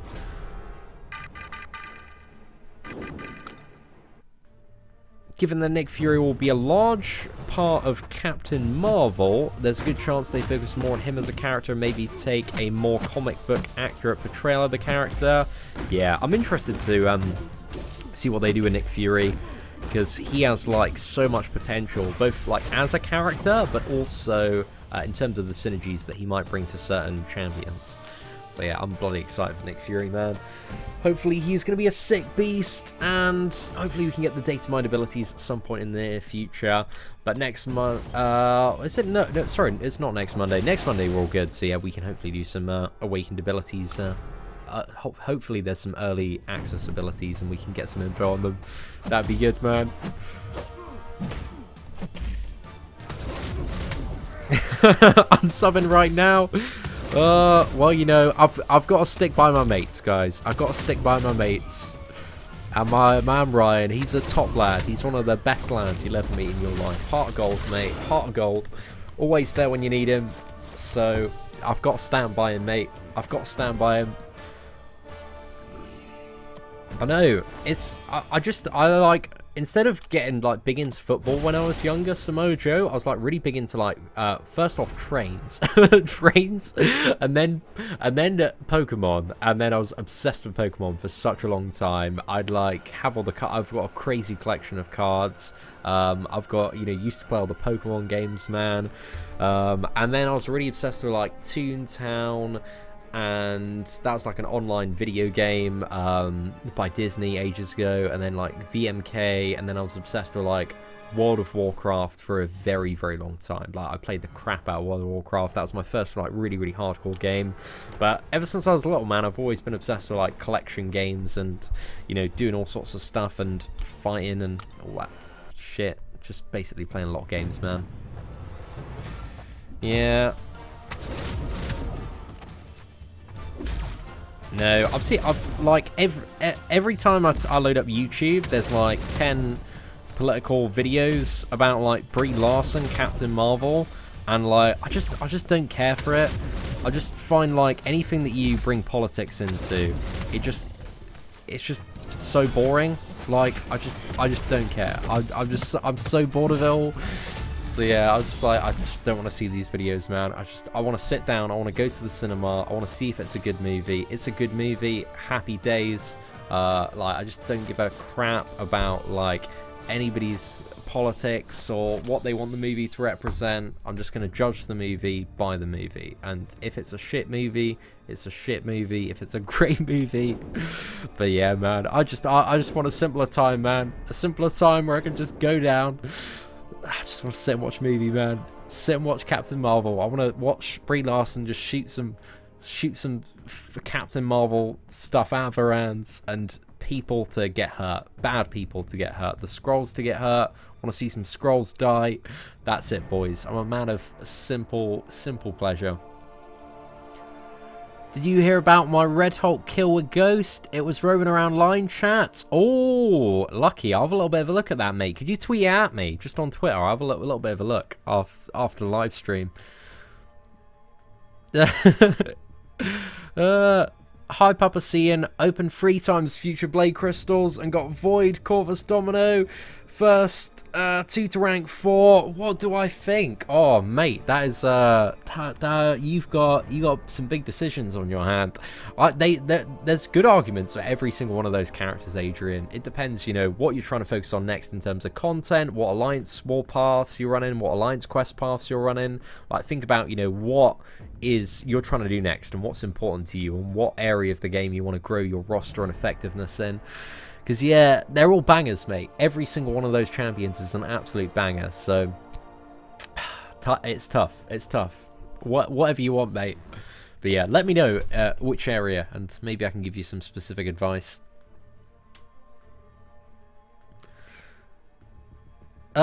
You just can't wait to see her punching old ladies in the face. That's what I'm paying my £7 British for, mate. I'm paying $10 to go watch Brie Larson punch some old people. And I'm gonna have a bloody great time, mate. I'm gonna have a great time, because while, you know, that may be a scroll in the movie, that's a real life old woman that Brie Larson is abusing, and you know, the smart people know that. So, you know, elderly people were harmed in the making of Captain Marvel, and I just can't wait to indulge in it in the cinema. Nothing better than that, boys. The simple pleasures. Kenneth, hope you're doing well. Quick shot. Yo, absolute pleasure to see you, mate. Got my first 5-star Quake. I mean, if you can learn how to play a deep, that is sick. Sick ball, man. Right. Let's go on the left-hand side.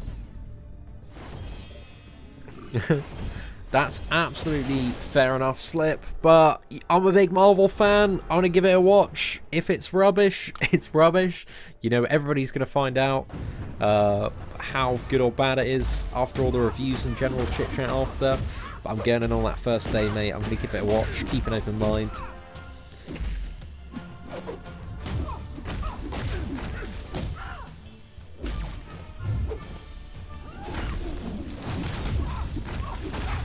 Right, we're going to smash out a few Alliance Quest fights here, and then, what else do we have to do? Did I just fight Maestro? God, I was too busy talking about rubbish. I totally forgot. Totally forgot what I was doing. Oh, Hulk Ragnarok. He's so much fun to play, isn't he, lads? Oh, I love him, man. Such a good play style. I'm definitely taking him up to rank 4 on the free-to-play.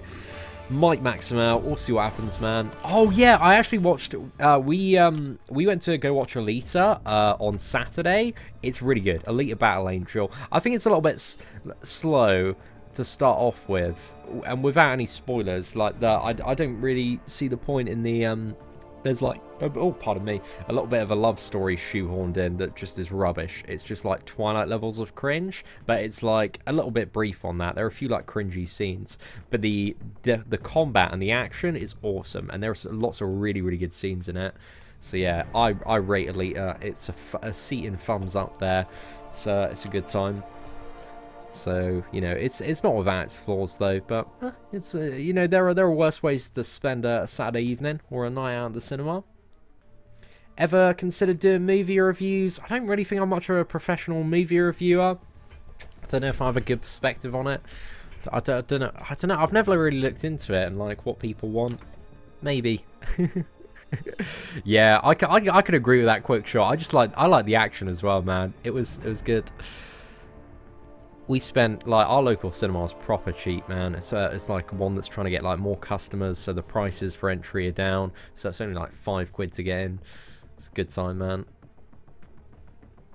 Trying to focus on Act 5. Am I crazy for wanting to rank for Venom over Corvus? I mean, if you like Venom more, man, he's not a bad option. And he's very useful for a lot of like the Spider-Man characters, which are very rampant all over Act 5. But Corvus, for the future, arguably a bit more valuable, a bit better. But Venom, he's not a bad shout, man. If you enjoy playing him, go for it.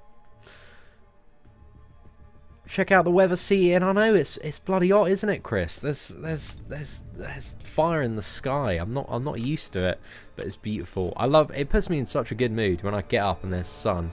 It's just like, oh man, it's gonna be a good day. Right, ladies and gentlemen, I think we've pretty much grinded the majority of everything we can grind today. So we're gonna open a few arena crystals and end the live stream here. But it's been a very fun couple of hours live streaming. I've had a really good time, but we need to see how many units we can get. We've already got, I think, about 50 today, but this is where we can see the big stacks. And I like to go for the 2k ones on the free to play because I only really care about the units, and I think it's very easy to get very shafted on the units if you don't get good RNG on the bigger ones. But on the smaller ones it kind of averages out a little bit more. But you know, random's random, man, because I don't grind too much. I think this is hopefully just going to guarantee we're going to get some units, fingers crossed. But let's go for 10. Right, we got 30 more to add to the stack there, and that's another 15. So at least we got some units, man. I would have preferred, you know, a little bit more there because that wasn't a huge amount, but it's all right. It's all right for 30k battle chips there. Definitely gets our resources up a little bit more. And what events do we have going on at the moment? We've got level up, so I'm going to try and start ranking up some characters today. So yeah, we'll have to get around to that, I think, a little bit later this evening as well. But anyway, ladies and gentlemen, thank you very much for tuning into the morning live stream. I certainly do appreciate it. Good morning, Moon Knight. And so sorry I have to head off for a little bit, lads. I just want to grab some lunch, make a little bit of food. But we have been live streaming for a couple of hours, so I'll be back a little bit later. We're going to do some more live streams this week. We've got a lot more units to grind on the free-to-play account in order to get up to 2k, ideally, for the Captain Marvel's challenge, because I don't want to get stuck in the middle of it. That would suck big time. So yeah, anyway, ladies and gentlemen, thank you so much for watching. Take care and have an absolutely fantastic day.